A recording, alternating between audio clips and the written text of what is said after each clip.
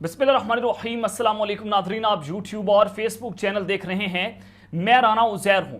नादरकाम, पाकिस्तान के अगले चंद घंटे सियासत के अंदर बहुत इंपॉर्टेंट हो चुके हैं कि जहां पर एक जानिब रियासती मशीनरी नंगा नाचती हुई पकड़ी गई है। आप सबके सामने है कि इस्टेब्लिशमेंट, पॉलिटिकल गैंगस्टर, जुडिशरी, ये सारे के सारे मिलकर इस वक्त नंगा नाच भी रहे हैं और नंगा नचवा भी रहे हैं। और इस्टेब्लिशमेंट के गर्म हमाम में ये पूरा निजाम आज नंगा नाचता हुआ पकड़ा गया है कि जिस तरह से सदर पाकिस्तान फौज के सुप्रीम कमांडर ने पूरे के पूरे निजाम को नंगा करके रख दिया है, एक्सपोज कर दिया है। मैं कुछ बड़ी खबरें लेकर जनाब आपकी खिदमत में हाजिर हुआ हूं। सबसे पहली खबर पर आज हमने बात करनी है कि जनरल आसिम मुनीर ने तमाम रेड लाइंस को क्रॉस कर दिया है। इस वक्त तमाम जो हदें हैं उसको पार कर दिया गया है और एक इदारे का सरबराह जो कि इंतहाई ताकतवर शख्सियत हैं, उनकी जानिब से ये रेड लाइन को क्रॉस करना, ये इशारे किस जानिब जा रहे हैं, होने क्या जा रहा है। और फिर दूसरी जानिब सदर पाकिस्तान ने आर्मी चीफ के खिलाफ भी तबले जंग बजा डाला है। चूंकि सदर पाकिस्तान फौज के सुप्रीम कमांडर हैं,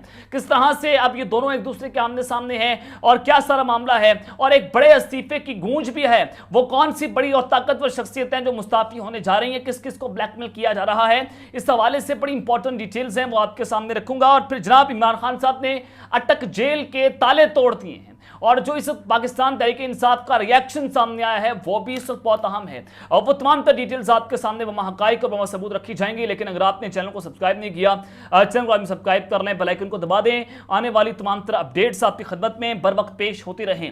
नादरकान, कल 4 बड़ी गिरफ्तारियां आपके सामने हैं। कल रात गए ईमान मिजारी और अली वजीर जो है उनको गिरफ्तार किया गया। गुनाह एक है कि उन्होंने एक नारा लगा दिया, वो जनाब इस्टेब्लिशमेंट के खिलाफ जदोजहद कर रहे हैं, उनको जनाब गिरफ्तार किया गया। शीरी मिजारी की बेटी हैं और शीरी मिजारी को जिस तरह से पाकिस्तान तहरीक इंसाफ छोड़ने पर ब्लैकमेल किया गया था वो सब कुछ आपके सामने है।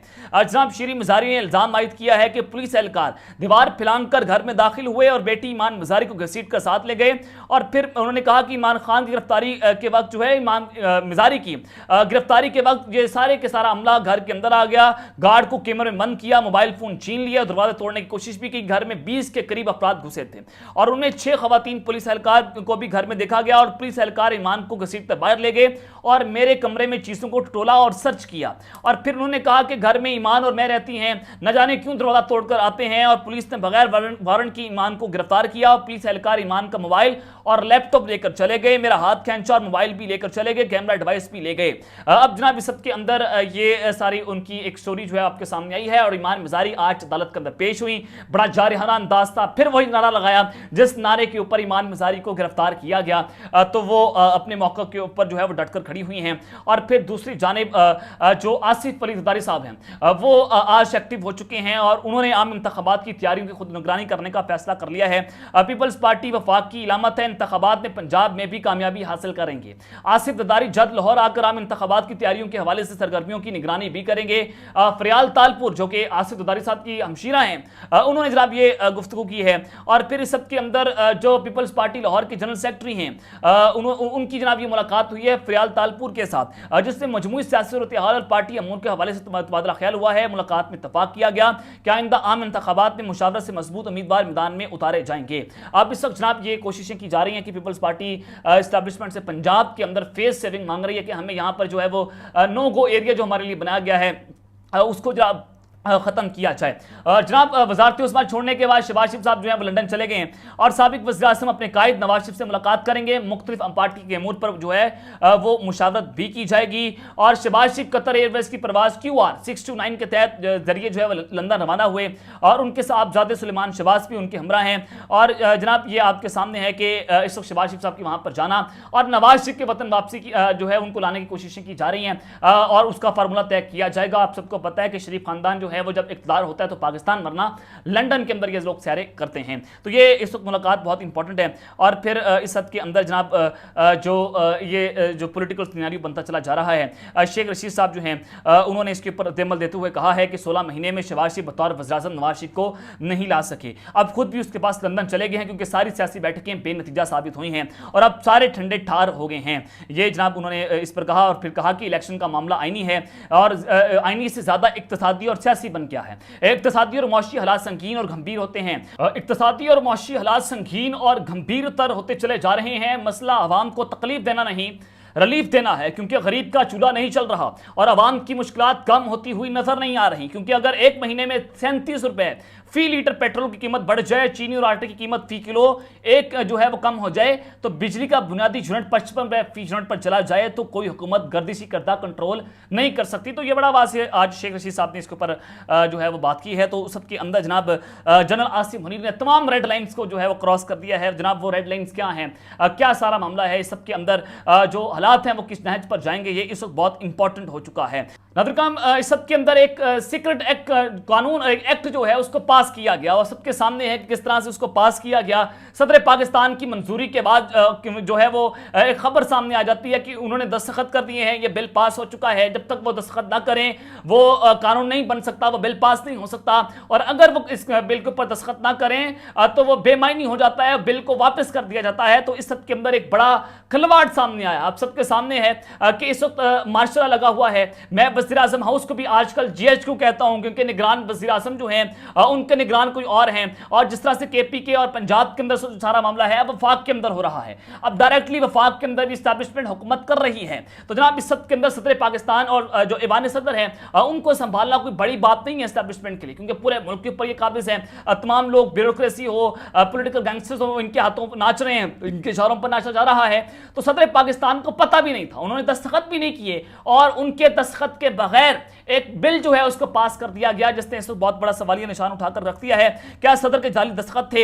ये इस बहुत इंपॉर्टेंट मामला जो है वो होता चला जा रहा है। जनाब सबसे पहले आपको मैं ये बताना चाहता हूं कि मैं जो जनरल आसिफ मुनीर ने तमाम रेड लाइन्स को क्रॉस किया है कि वो बिल जो है वो कैसे पास हुआ, सदर पाकिस्तान इसके ऊपर क्या जवाब दिया, आगे चलकर बता देता हूं। लेकिन जनाब इस सबके अंदर पाकिस्तान तहरीक इंसाफ के वाइस चेयरमैन जो है शाह महमूद कुरैशी, उनको कल गिरफ्तार किया गया। और क्यों गिरफ्तार किया गया? क्योंकि वो एक सीक्रेट एक्ट जो है वो कानून बन चुका है और उस कानून के तहत उनको गिरफ्तार किया गया।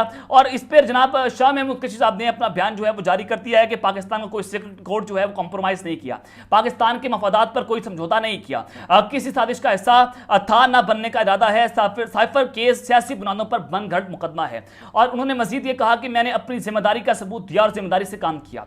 मैंने हमेशा पाकिस्तान के मफादात का तहफ्फुज़ किया, मैंने पाकिस्तान के मफादात पर कभी कॉम्प्रोमाइज नहीं किया, मेरा ज़मीर मुतमईन है और मैंने हमेशा सही किया और ना मैं किसी साजिश का हिस्सा बना था और ना बनने का इरादा है। तो जनाब उन्होंने कहा कि ऑफिशियल सीक्रेट एक्ट उसका जो सेक्शन 5 और 9 है वो मुझ पर लागू नहीं होती। जब मुझे बुलाया गया मैंने पूरे सवालात का जवाब दिया, मुझे इस कस्टडी का जवाब नहीं दिखाया दे रहा और इस गिरफ्तारी का कोई जवाब नहीं बनता। मैंने मुकम्मल ताउन किया, मेरे वकील ने अदालत में मेरा मौक़िफ़ भी दिया है। अब जनाब इस सब के अंदर शाह महमूद कुरैशी साहब को इस कानून के अंदर पास जो है वो गिरफ्तार किया गया है। क्यों गिरफ्तार किया गया है? क्योंकि एक जो साइफर था वो एक द इंटरसेप्ट इदारा है अमेरिका का, उन्होंने लीक कर दिया और उसमें लिखा गया कि फौज के एक बंदे ने उनको जनाब ये यहाँ तक पहुँचाया है और फिर उसको लीक कर दिया गया। और फिर खबरें चलना शुरू हुई कि इमरान खान साहब ने लीक किया है। और फिर उससे पहले एक बयानिया बना कि इमरान खान साहब ने इतराफ़ किया था कि उनसे साइफर गुम हो चुका है। अगर साइफर गुम हुआ है तो 22 मार्च को जो एक मीटिंग हुई थी वो मीटिंग कैसे हुई थी? अगर साइफर गुम हुआ है तो चीफ जस्टिस के पास साइफर मौजूद है, पार्लियामेंट के अंदर भी साइफर मौजूद है, तो उन साइफर को उठा लिया जाए और फिर पढ़ा जाए कि उस साइफर के अंदर लिखा क्या हुआ है। ये जनाब इस वक्त की टॉप स्टोरी है। और फिर दूसरी जानिब साइफर केस के अंदर भी जो है वो असद उमर साहब उनको गिरफ्तार किया गया है। और फिर इस सब के अंदर उनको गिरफ्तार क्यों किया गया वो भी साइफर वाला मामला है। और शाह महमूद कुरैशी साहब के हवाले से आपको बताना चाहता हूं कि उनको बड़ी शक की निगाह से देखा जाता है कि वो एस्टैब्लिशमेंट के आदमी हैं, वो इमरान खान की पीठ पर छुरा घूमना चाहते हैं, लेकिन उनकी वफादारियां जो हैं वो इमरान खान साहब के साथ खड़ी हुई हैं। उन्होंने कह दिया है कि वो अटक जेल के कैदी नंबर 804 के साथ खड़े हुए हैं, वो उनका साथ नहीं छोड़ेंगे। तो इस वजह से शाह महमूद कुरैशी साहब को इतनी बड़ी सजा दी जा रही है। और असद उमर साहब को भी दूसरी बार गिरफ्तार किया गया है क्योंकि वो जनाब पाकिस्तान तहरीक इंसाफ के अंदर चूंकि वो मौजूद हैं, उन्होंने जनाब कोर कमेटी से इस्तीफा दिया था और वो पाकिस्तान तहरीक इंसाफ के रहनुमा अभी भी हैं, तो उनको तोड़ा जा रहा है।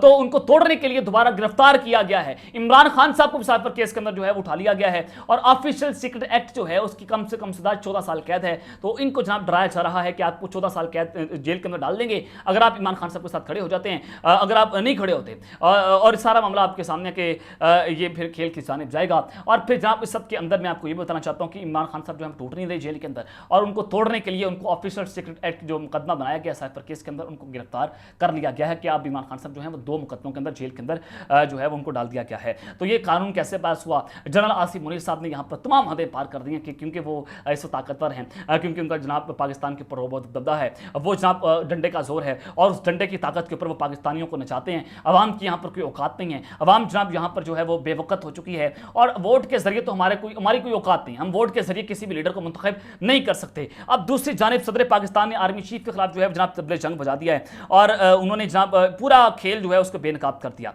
और उन्होंने जनाब आज बड़ी इंपॉर्टेंट ट्वीट की जिसने पाकिस्तान के रियासती निज़ाम जो है उसको बेनकाब किया है। उन्होंने कहा कि ऑफिशियल सीक्रेट एक्ट और आर्मी एक्ट तरमीमी बिल पर दस्तखत मैंने नहीं किए, अमले ने मेरी मर्जी और हुक्म को मजरू किया। और उन्होंने मजीद ये कहा कि खुदा गवाह है, मैंने जनाब ऑफिशियल सीक्रेट एक्ट तरमीमी बिल 2023 और पाकिस्तान आर्मी तरमीमी बिल 2023 पर दस्तखत नहीं किए क्योंकि मैं इन कवानीन से मुत्तफिक नहीं था। मैंने अपने अमले से कहा कि वो बगैर दस्तखतशुदा बिलों को मुकर्ररा वक्त के अंदर वापस कर दें ताकि उन्हें गैर मौसर जो है वो बनाया जा सके। सदर पाकिस्तान ने कहा कि मैंने अमले से कई बार तस्दीक की कि आया बगैर दस्तखतशुदा बिल वापस भेजे जा चुके हैं, जिस पर उन्होंने मुझे यकीन दिलवाया कि बिल वापस भेज दिए गए हैं। तहाँ मुझे आज पता चला है कि मेरे अमले ने मेरी मर्जी और मेरे हुक्म को मजरू किया, जैसे कि अल्लाह ताला सब जानता है, वो मुझे माफ कर देगा, लेकिन मैं उन लोगों से माफी मांगता हूं जो इस वजह से मुतासिर होंगे।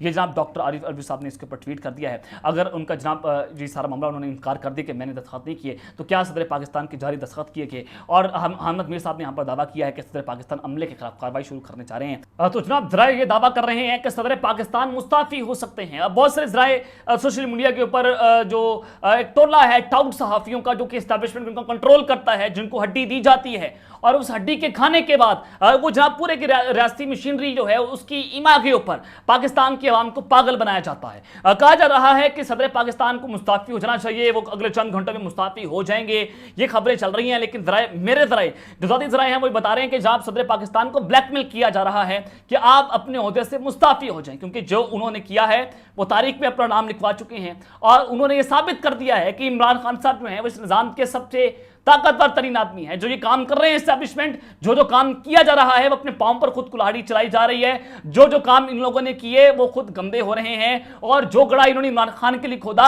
उस गड़े के अंदर खुद ये गिरते चले जा रहे हैं, धंसते चले जा रहे हैं। तो जनाब ये सारी चीजें आपके सामने हो चुकी हैं। अब इमरान खान साहब ने अटक जेल के ताले जो हैं वो तोड़ दिए। किस तरह से सारा मामला है जरा आपके सामने मैं रख देता हूं। सदर पाकिस्तान का जवाब मैंने आपके सामने रखा। पाकिस्तान तहरीक इंसाफ जो है उसने सदर पाकिस्तान के बयान के ऊपर रद्द-ए-अमल जारी किया है। जाहिर है पीटीआई की जितने भी फैसले हो रहे हैं वो कोर कमेटी कर रही है, सारा इख्तियार इमरान खान साहब ने कोर कमेटी को दे दिया है और जेल तक जो है वो बहुत सी चीजें खान साहब तक पहुंचाई भी जा रही हैं। अब इमरान खान साहब पूरी प्लानिंग के तहत जो है वो जेल के अंदर गए थे, वो उनको पता था कि उनको जेल के अंदर डाल दिया जाएगा और पीटीआई बेसिकली अब भी इमरान खान साहब जो है वो चला रहे हैं। तो इस सब के अंदर पाकिस्तान तहरीक इंसाफ ने जनाब इसके जो है वो रद्द-ए-अमल जारी किया और सदर पाकिस्तान के ट्वीट पर गहरी तशवीश का इजहार किया। पाकिस्तान तहरीक इंसाफ के तर्जुमान ने कहा कि सदर पाकिस्तान की ट्वीट हर लिहाज से गैर मामूली, तशवीशनाक और नाकाबिल तसव्वुर है और सदर मुमलिकत की ट्वीट के बाद पूरी कौम में बेचैनी और इस्तराब की संगीन लहर ने जन्म दिया है। तहरीक इंसाफ की जानिब से मजीद ये कहा गया कि सदर पाकिस्तान की ट्वीट ने रियासती निज़ाम में ऊपर से लेकर नीचे तक फैले मौलिक तरीन इन्फेक्शन को कौम के सामने बेनकाब किया है और सदर पाकिस्तान की ट्वीट के मंदजात का हर जाविये और हर पहलू से जायजा ले रहे हैं। सदर पाकिस्तान की ट्वीट की मुफस्सल जायजे के बाद अपना रद्द-ए-अमल कौम के सामने रखेंगे। ये जनाब इससे चीजें आपके सामने हो रही हैं।